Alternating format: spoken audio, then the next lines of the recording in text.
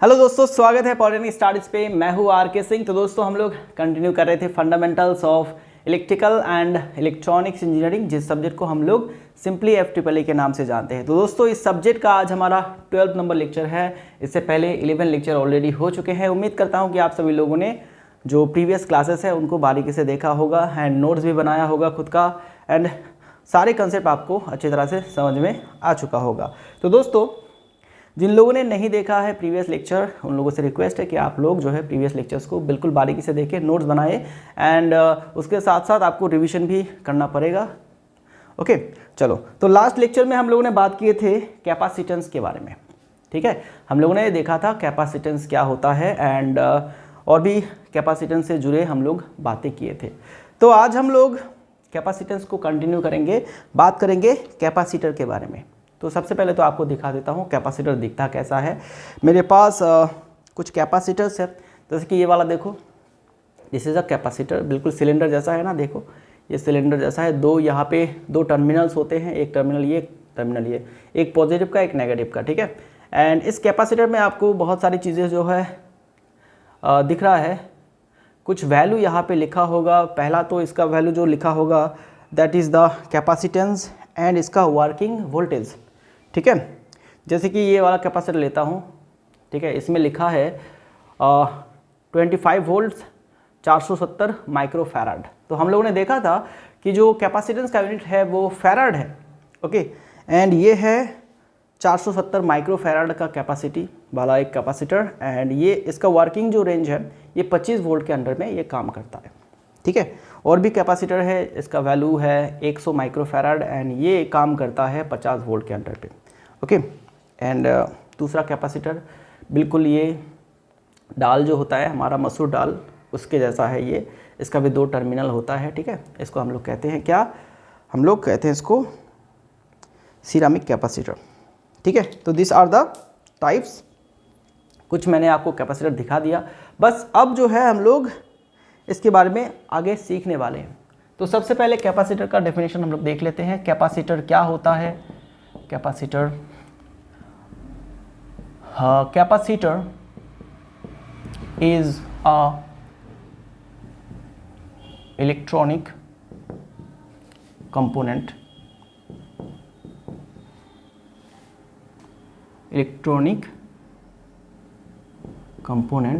that can store electric energy in the form of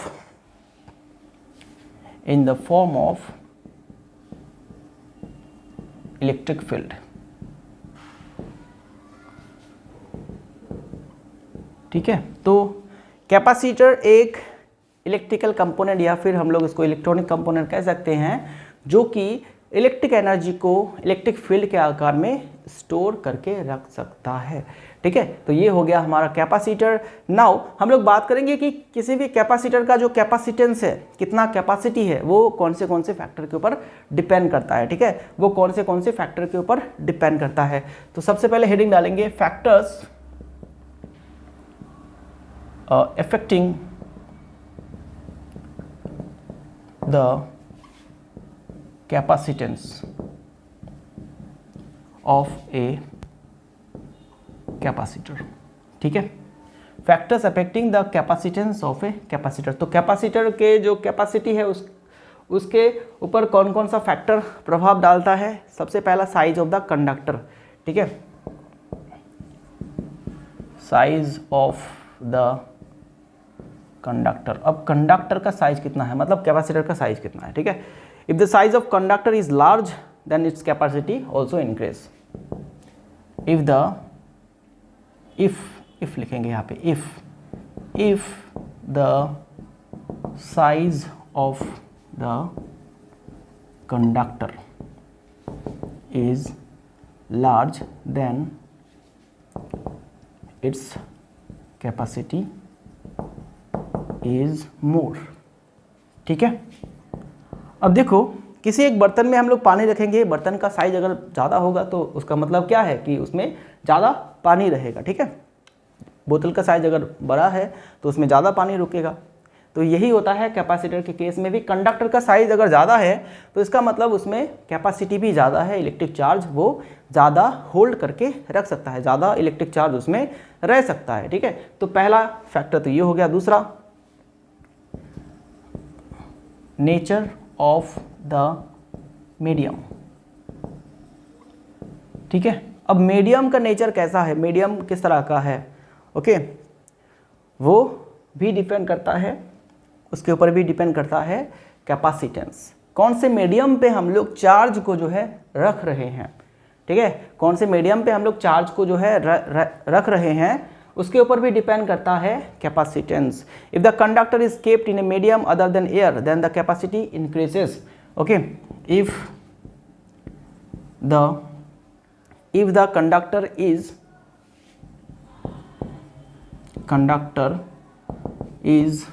placed in any medium other than air, its capacity is more। ठीक है, देखो अगर आपको पूछा जाए कि कौन से फैक्टर के ऊपर कैपेसिटर का कैपेसिटी डिपेंड करता है, तो आप सिर्फ ये हेडिंग भी लिख सकते हैं, हेडिंग के साथ ये भी लिख सकते हैं आप लोग। ओके, अगर 1 नंबर का या फिर 2 नंबर का सवाल है तो आप लोग सिर्फ ये भी लिखते हैं तो चल जाएगा, लेकिन और ज़्यादा नंबर है तो आप लोग इस वाले पार्ट्स को भी लिख सकते हैं। सजेस्ट करूँगा कि ये सभी चीज़ें जो है आप लोग लिख लीजिएगा, हेडिंग डाल के कुछ बातें आप लिख लीजिए तो बेहतर रहता है। चलो 3 नंबर, अब 2 नंबर को एक्सप्लेन किया हम लोगों ने। देखो किसी भी कंडक्टर को अगर हम लोग किसी एक मीडियम पे रखेंगे अदर देन एयर, मतलब एयर को छोड़ के, हवा को छोड़ के अगर दूसरे मीडियम पे रखते हैं तो कैपेसिटी उसका अपने आप बढ़ जाता है, एयर में सबसे कम रहता है। ओके, नाउ तीसरा, neighbourhood of other conductor.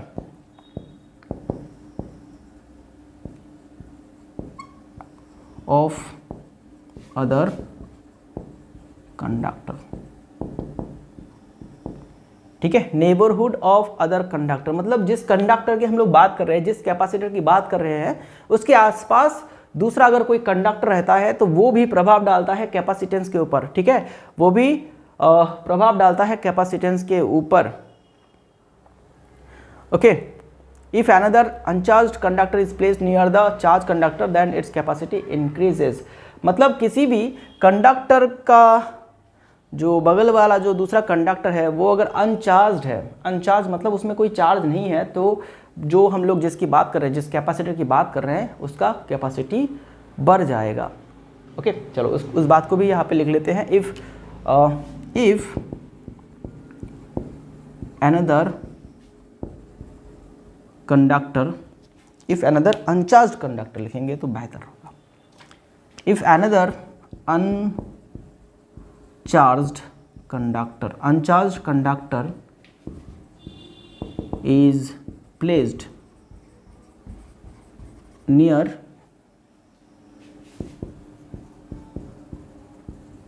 charge conductor. Okay, if another uncharged conductor is placed near the charge conductor, then its capacity increases. मतलब मान लो कि एक कंडक्टर ये, ठीक है, एक कंडक्टर है जिसमें हम लोगों ने चार्ज रखे हैं, क्यू चार्ज रखे हैं, एंड उसके बगल में एक अनचार्ज कंडक्टर रखे हैं, इधर भी अनचार्ज कंडक्टर रखे हैं, तो इसका जो कैपेसिटी है वो बढ़ जाएगा। ठीक है, इसका जो कैपेसिटी है वो बढ़ जाएगा, इसका कैपेसिटी, इसकी हम लोग बात कर रहे हैं, इसकी बात कर रहे हैं हम लोग। ओके, इसके बगल में हम लोग कौन सा कंडक्टर रख दिए हैं जिसमें कोई चार्ज नहीं है, तो इसका कैपेसिटी जो है बढ़ जाएगा। तो दिस आर द फैक्टर्स जो कि कैपेसिटर के कैपेसिटेंस को अफेक्ट करता है। ठीक है ना। नाउ बात करेंगे हम लोग टाइप्स ऑफ कैपेसिटर के बारे में। Types of capacitor, now we will discuss about the types of capacitor.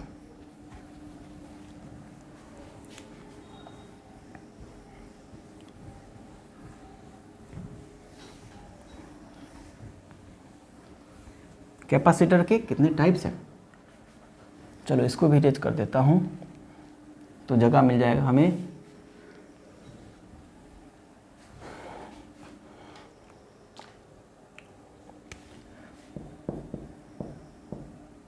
Types of capacitors, ठीक है, टाइप्स ऑफ कैपेसिटर। तो सबसे पहला टाइप लिखेंगे हम लोग पेपर कैपेसिटर, ठीक है। अब ये पेपर कैपेसिटर कौन सा है? जो हम लोग बात कर रहे थे फैन का कैपेसिटर रहता है, सीलिंग फैन में जो कैपेसिटर रहता है उसको अगर आप लोग तोड़ के देखेंगे, जो ख़राब हो गया है उसको अगर तोड़ के देखेंगे, उसके अंदर क्या रहता है, एक बहुत ही लंबा सा पेपर रहता है, वो कि रोल करके रखा होता है, ठीक है। अब वही वाला जो पेपर है, वही वाला जो पेपर है जो कि रोल करके रखा गया है, वो चार्ज को होल्ड करके रखता है, वही चार्ज को स्टोर करके रखता है, ठीक है। तो इस तरह के कैपेसिटर को हम लोग कहते हैं पेपर कैपेसिटर, ठीक है, जो कि मेनली फैन में यूज़ होता है। दूसरा होता है माइका कैपेसिटर। माइका कैपेसिटर, तो इस कैपेसिटर में हम लोग माइका मटेरियल का इस्तेमाल करते हैं एंड माइका से हम लोग कैपेसिटर को बनाते हैं, तो इसका नाम हो गया माइका कैपेसिटर। एंड तीसरा type that is ceramic capacitor. अब यहाँ पे भी नाम से ही पता चल रहा है कि ये सेरामिक मटेरियल से बनाया होगा एंड ये भी क्या इलेक्ट्रिक एनर्जी को स्टोर करके रख सकता है, तो ये हो गया हमारा ceramic capacitor. Now the fourth type is electrolytic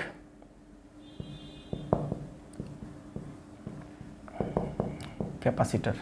okay, electrolytic capacitor. तो इलेक्ट्रोलाइटिक कैपेसिटर जैसे आपका बैटरी होता है, बैटरी, ठीक है, वहाँ पे एक इलेक्ट्रोलाइट रहता है, ठीक है, एक सब्सटेंस वहाँ पे डाला जाता है जिसको हम लोग इलेक्ट्रोलाइट कहते हैं जनरली, जो कि इलेक्ट्रिक एनर्जी को होल्ड करके रख सकता है। तो उस तरह के कैपेसिटर को हम लोग कहते हैं इलेक्ट्रोलाइटिक कैपेसिटर। जैसे कि मैंने आपको जो एग्जांपल दिखाया था, ये वाला, जैसे ये वाला हो गया, ठीक है, सिलेंडर टाइप जो कैपेसिटर होते हैं, बेसिकली ये इलेक्ट्रोलाइट कैपेसिटर होता है। ओके, इसके अंदर एक सब्सटेंस डाला होता है, इसके अंदर, इसको अगर तोड़ेंगे आप तो इसके अंदर आपको कुछ सब्सटेंस मिल जाएगा, ठीक है, वो होता है इलेक्ट्रोलाइट। एंड दो प्लेट आपको देखने को मिल जाएगा। जैसे कि अगर यहाँ पे मैं बताऊँ, ये हमारा कैपेसिटर है, ठीक है, यहाँ पे दो ऐसे निकला हुआ है। ओके, अब ये होता है plate, this are the plate. Okay, ये इलेक्ट्रोड जैसा बिहेव करता है एंड ये जो पूरा जगह है इस सिलेंडर के अंदर, इसमें दूसरा सब्सटेंस डाला जाता है जिसको हम लोग कहते हैं इलेक्ट्रोलाइट। ओके, एंड क्योंकि इस कैपेसिटर में इलेक्ट्रोलाइट सब्सटेंस को डाला जाता है, इसीलिए इसको हम लोग कहते हैं क्या, इलेक्ट्रोलाइटिक कैपेसिटर। एंड यहाँ पे अगर हम लोग ये दो इलेक्ट्रोड को प्लेट लगाएंगे इसमें, ठीक है, तो इसको कहा जाएगा plate capacitor, plate electrolyte capacitor, जो कि हम लोग फिजिक्स में डिस्कस करने वाले हैं बिल्कुल अच्छी तरह से। ये जो टाइप है ना, इसको हम लोग फिजिक्स में अच्छी तरह से बिल्कुल डिस्कस करने वाले हैं, क्योंकि वहाँ पे डिटेल्स में हमें पढ़ना होगा। फिलहाल इस सब्जेक्ट में हमें सिर्फ टाइप ही पढ़ना है और उससे ज़्यादा कुछ नहीं, ठीक है। चलो, तो ये इलेक्ट्रोलाइटिक कैपेसिटर हो गया। अब उसके बाद क्या आता है, उसके बाद एक टाइप है that is variable capacitor. 5 number, variable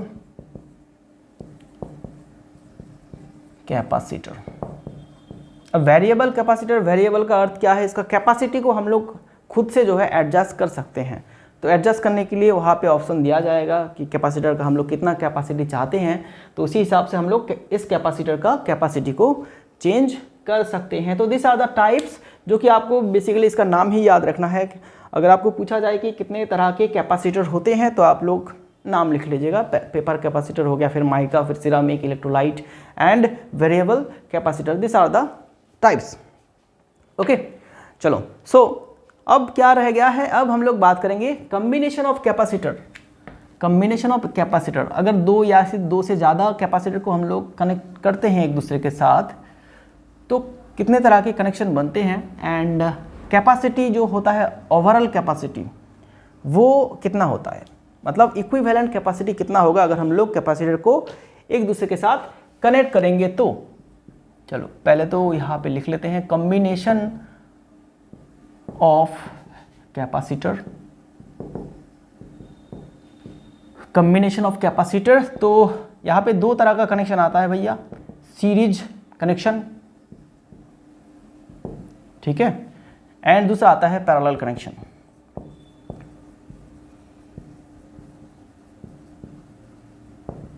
ठीक है, सीरीज कनेक्शन में क्या होता है, कैपेसिटर को हम लोग सीरीज के हिसाब से जोड़ते हैं। मतलब जैसे कि देखो, एक कैपेसिटर हो गया, ये कैपेसिटर का सिंबल इस तरह से दिया जाता है, this is the symbol of capacitor. याद रखिएगा कैपेसिटर का सिंबल क्या है, एंड यहाँ पे इसका खत्म हो रहा है तो दूसरा हम लोग यहाँ पे ऐड करेंगे ऐसे, एंड एक ऐसा सीरीज बनाएंगे।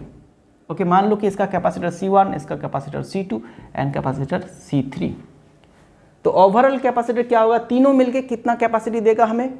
तीनों को अगर हम लोग तीनों कैपेसिटर को सीरीज में कनेक्ट करेंगे तो फिर हमें इक्विवेलेंट कैपेसिटी क्या मिलेगा, तीनों के बदले में क्या मिलेगा, कितना मिलेगा, एंड उसका फॉर्मूला क्या है, 1/C is equal to 1/C1 plus 1/C2 plus 1/C3। अगर और भी कैपेसिटर लगा होगा तो फिर हम लोग उसको ऐसे करके Cn तक ले जाएंगे। ठीक है, तो this is the formula for finding the equivalent capacity of capacitor connected in series connection. Okay, ठीक है, फिर उसके बाद आता है पैरेलल कनेक्शन। पैरेलल कनेक्शन मैंने क्या बताया था, common head and common tail connection. तो यहाँ पे ऐसे कैपेसिटर है,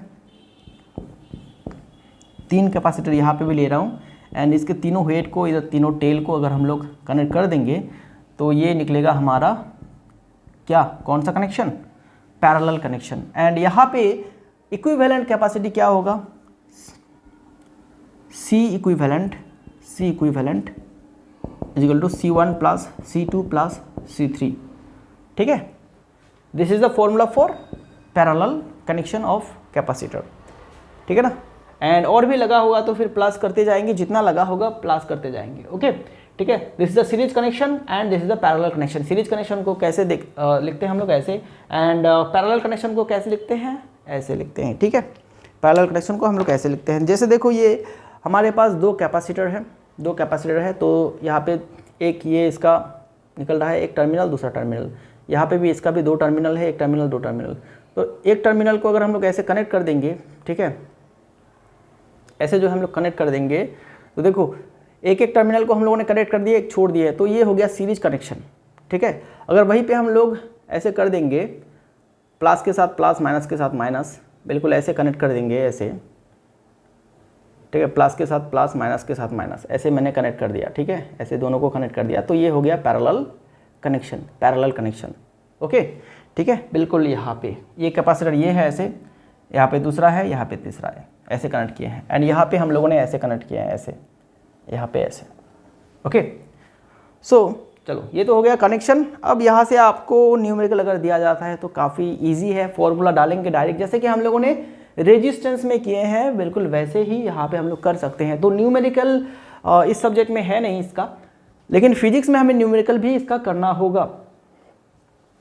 ओके, न्यूमेरिकल भी करना होगा, तो वहाँ पे जाके हम लोग कैपेसिटर के बारे में और भी चीज़ें सीखेंगे, एंड न्यूमेरिकल प्रॉब्लम्स भी वहाँ पे सॉल्व करेंगे हम लोग। ठीक है, तो फिलहाल यहाँ पे न्यूमेरिकल है नहीं, तो हम लोग इसको यहीं पे छोड़ देते हैं। ओके, नाउ अभी बात करने वाले हम लोग इसके बारे में, यूजेस ऑफ कैपेसिटर। कैपेसिटर का क्या क्या यूजेस है, 1 2 3 देख लेते हैं। ठीक है ना, चलो, एंड आखिर में एक छोटा सा मैथ करा दूंगा, नो प्रॉब्लम। इसी क्लास में एक छोटा सा मैथ हम लोग कर लेंगे कैपेसिटर से रिलेटेड।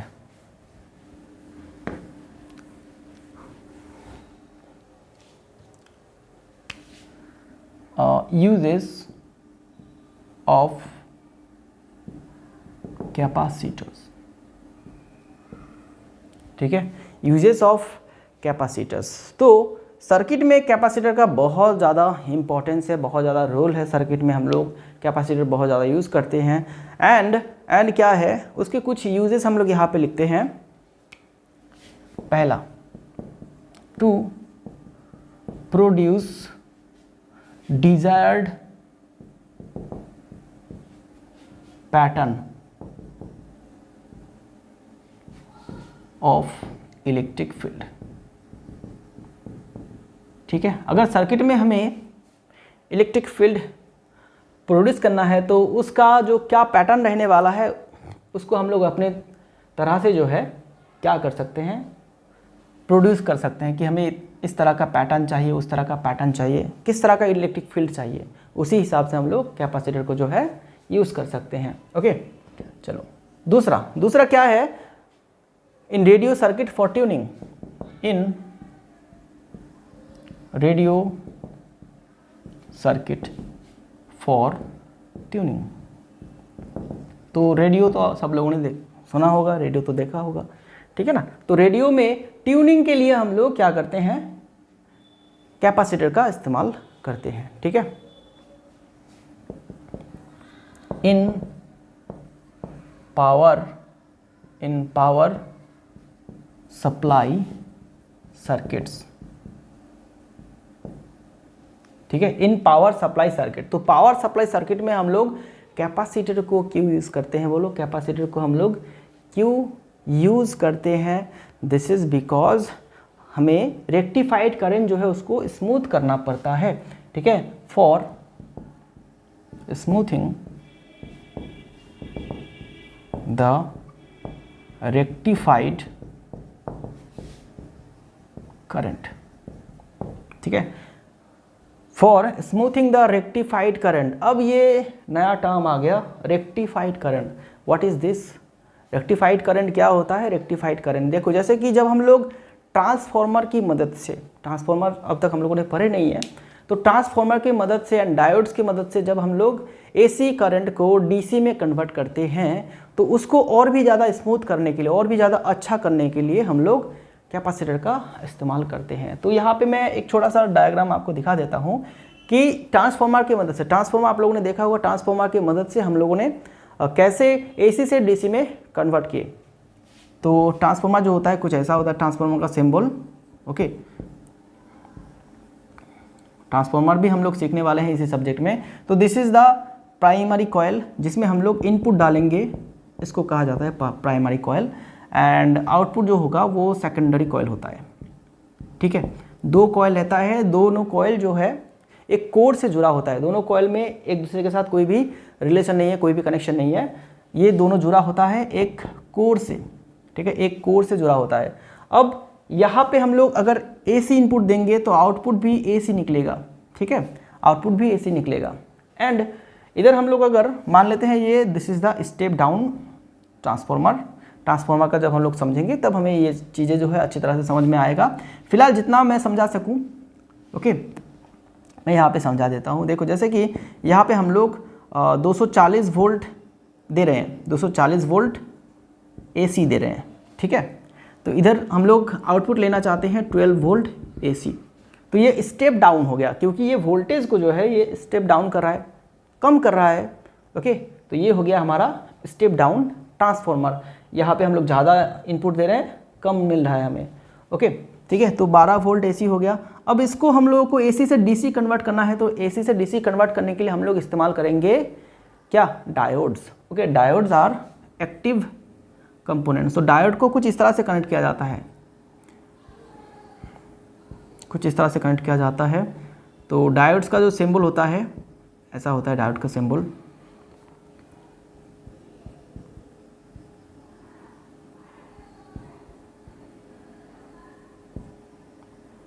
ओके, तो डायोड आपके सिलेबस में नहीं है, तो डायोड यहाँ पे नहीं देखेंगे। चलो, तो एक इनपुट को हम लोग यहाँ पे डालेंगे, एक यहाँ पे डालेंगे, ठीक है। ये जो ट्रांसफार्मर से आउटपुट निकल रहा है वो तो एसी आ रहा है ना, तो यहाँ पे कनेक्ट करेंगे, एंड यहाँ से हमें मिलेगा क्या? आउटपुट। ओके, कुछ ऐसा मिलेगा। एंड ये जो करंट है, ये करंट थोड़ा सा फ्लैक्चुएट कर सकता है, ये करंट हमारा थोड़ा सा फ्लैक्चुएट कर सकता है, अप डाउन कर सकता है, थोड़ा सा ऐसे अप डाउन करेगा करंट। ओके, ठीक है ना। तो इस अप डाउन को स्मूथ करने के लिए, मतलब ताकि करंट में कोई भी अप डाउन ना हो, तो हम लोग यहाँ पे कैपेसिटर का इस्तेमाल करेंगे। ऐसे कैपेसिटर को हम लोग ये दोनों आउटपुट के साथ लगा देंगे, एंड यहाँ से हमें आउटपुट मिलेगा। आउटपुट यहाँ से अगर आउटपुट लेते हैं तो कैपेसिटर इस करंट को जो है वो स्मूथ कर देता है। ओके, तो this is the circuit diagram, ठीक है। एंड यहाँ पे जो हम लोगों ने ये ब्रिज बनाए हैं, this is the rectifier. Okay, rectifier bridge कहते हैं इसको हम लोग, डायोड की मदद से बनाए हैं। एंड जो आउटपुट निकला है रेक्टिफाई ब्रिज से, उसको अगर हम लोग एक कैपेसिटर से जोड़ देंगे, प्लस के साथ प्लस, माइनस के साथ माइनस, तो फिर जो आउटपुट मिलेगा फाइनली वो स्मूथ करंट निकलेगा हमें, ठीक है, स्मूथ करंट मिलेगा हमें। चलो, तो this is all about the rectified current. And चौथा हम लोग लिख सकते हैं, चौथा क्या लिख सकते हैं लोग, to store the electric energy in the form of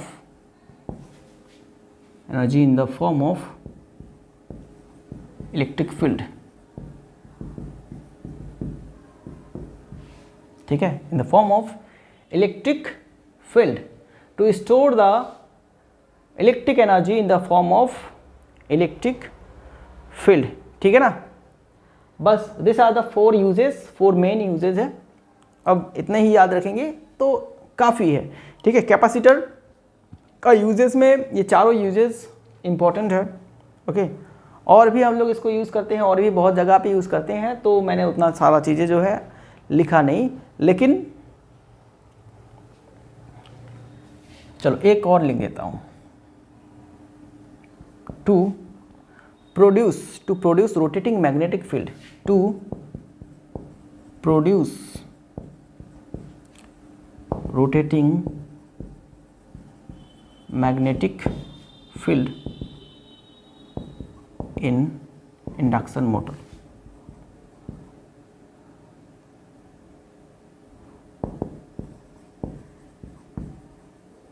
ठीक है। जो इंडक्शन मोटर है, जैसे कि हमारा सीलिंग फैन जो होता है वो इंडक्शन मोटर है, ठीक है। टेबल फैन का जो मोटर होता है वो इंडक्शन मोटर है।